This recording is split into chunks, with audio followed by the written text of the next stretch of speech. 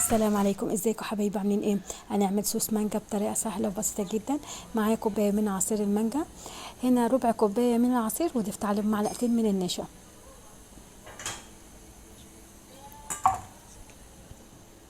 بجد الطريقه دي سهله وبسيطه.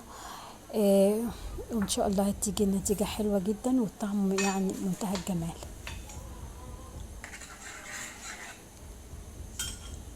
هفضل اقلب هنا مده دقيقتين كده باستمرار زي ما انتم شايفين، لحد ما يديني القوام اللي انا محتاجاه.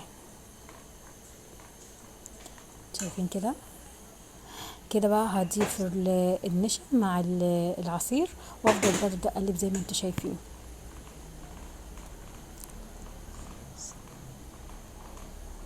طبعا بدأ القوام ان هو يبقى تقيل.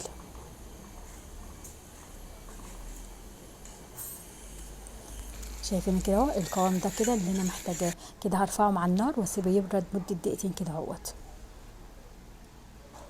شايفين قوامه جميل ازاي؟ طريقته سهلة وبسيطة جدا. واللي عجب الفيديو لحد هنا متنسوش يعمل لايك واشتراك، فضلا وناس امرا. متنسوش تعمل لايكات كتير وتشيروا الفيديو عشان يوصلكم كل جديد. شايفين قوامه جميل ازاي؟ والسلام عليكم.